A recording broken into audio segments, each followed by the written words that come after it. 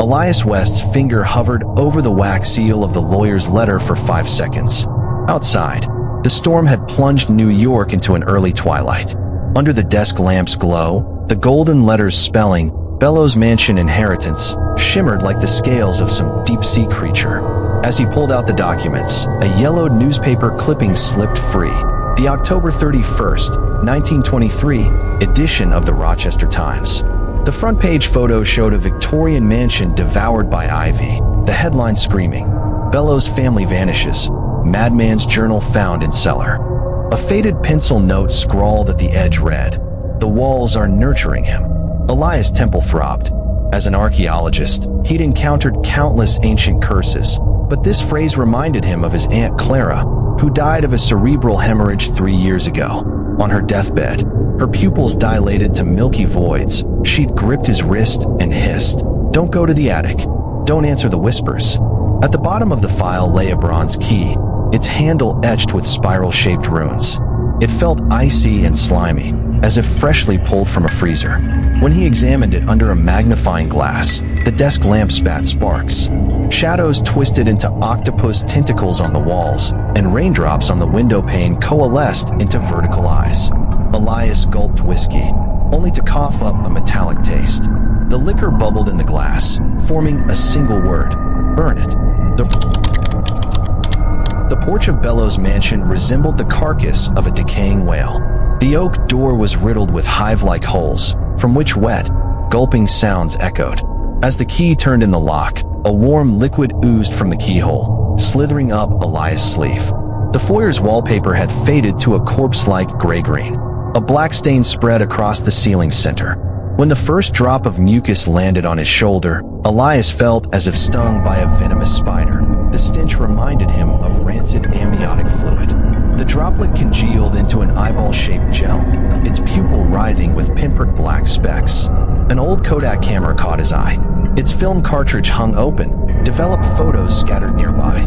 The clearest image showed a blurred figure at the mansion's window, limbs bent backward like an insect's, head twisted 180 degrees, mouth split to the ears. On the photo's back, blood-scrawled words read, "The 34th stair has opened its eye." A sudden draft slammed into Elias. He whirled around, catching a glimpse of vein-like tendrils contracting within the porch's holes, as if the house itself convulsed at his intrusion. Beneath the study's moldy wallpaper lay a hidden pattern.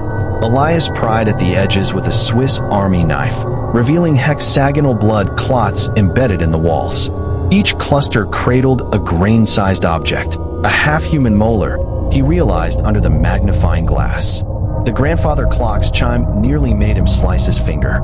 Its brass gears ground backward, the minute hand trembling as it retreated to 3:17 a.m. The temperature plummeted, his breath crystallized in the air. Through the window, a 1923 blizzard flickered like a hologram. 3 shadows dragged a long, wrapped bundle toward the cellar, leaving tar-black trails in the snow. When Elias tried to film this with his phone, the lens shattered. Glass cut his cheek. Blood dripped onto a Latin manuscript fragment, its letters rearranging. Flesh offered to the house's core, a new heir born on the eclipse night. From the desk drawer came the sound of nails clawing wood, in sync with his heartbeat. Cellar steps had been consumed by black mycelium. Elias' lighter flame turned green at the 3rd step, illuminating claw marks on the walls, not from human nails, but something arthropodal. The bronze casket on the altar bulged with tumor-like growths. As the key turned, the lock screeched like a wailing infant. The lid sprang open, bathing the cellar in sickly green light. A scaly embryo pulsed in translucent amniotic fluid, its black umbilical cord rooted deep into the earth. Worse, each scale was etched with micro-engraved passages from the Necronomicon. Vermis obscurum intraterram. Elias recited the casket's inscription unconsciously. His left hand erupted in pain. Scaly patterns spread beneath his skin, fingernails clattering to the floor, replaced by hook-like claws. Behind the altar, a manuscript bound with human teeth detailed truths that shattered his sanity. In 1923, the Bellows family weren't victims, but willing priests who transformed the mansion into an outer god embryo incubator. The cellar began secreting digestive enzymes. As Elias fled, the steps melted into a gelatinous slope, the walls throbbing with a synchronized heartbeat. Gas lamps ignited on their own, casting spider-leg shadows. Elias counted the stairs. 13, 14, 15. The 33rd step oozed blood. When he stepped onto the 34th, the wood grain mutated into warm muscle fibers. The colossal eye seared his retinas. Its pupil wasn't round. A seven-triangle star pattern swirled with galaxy-like nebulae. 3 forked tentacles sprouted from the socket. One pierced his mutated left arm. No sound, but knowledge flooded his mind. This house was a living cosmic womb. The 1923 disappearance was a sacrificial ritual. The bellows flesh had become nutrient slurry for an outer god spawn. And Elias, as Aunt Clara's descendant, was the new catalyst. His claw lashed at the eye, disintegrating into stardust on contact. When Elias tumbled back, the 34th stair had vanished.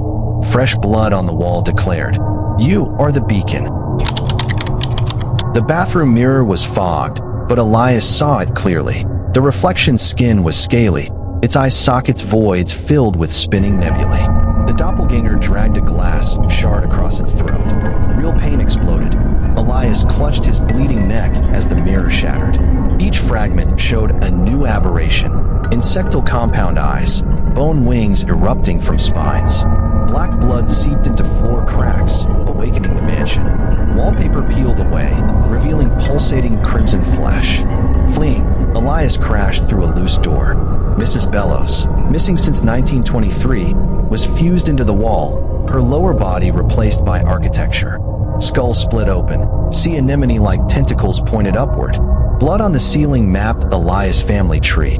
Aunt Clara's name circled, lines connecting to Nyarlathotep's sigil. Acid mist from vents scorched Elias' right cheek. Crouched in the attic, he watched scales engulf his elbow. Outside, reality crumbled. Rochester's streets dissolved like torn canvas, revealing violet void. Thunderous fetal throbs echoed from the cellar. Dragged back, Elias found the embryo, now a 2-meter cocoon, its surface etched with thousands of agonized faces, including Aunt Clara's. The umbilical vortex yanked him closer. Scales metastasized where skin touched the cocoon. Birth is consumption. The cocoon's telepathic strike obliterated his last shred of sanity. His right eye popped free, morphing into a nebula. Before losing humanity, he glimpsed the truth. This mansion was a trans-dimensional anchor. Every victim became a cancer cell in a new cosmos. The pen slipped from his clawed hand, splattering fluorescent slime across the diary's final page. Elias, or what remained, wrapped 3 tentacles around the desk leg, resisting his body's urge to dissolve into a cocoon. His left eye barely deciphered text, though letters warped into non-Euclidean glyphs. Do not trust lunar phases. They pollute synapses through light. Stair counts are mere. The nib tore through paper as his jaw split into an insectoid maw. The last lines were written in tentacle-smeared blood. Burning is a lie. Casket ashes birth more beacons. Our only defiance is to record, though the record itself spreads the taint.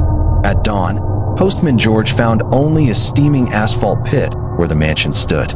3 weeks later, Elias' diary materialized in the British Library's restricted section.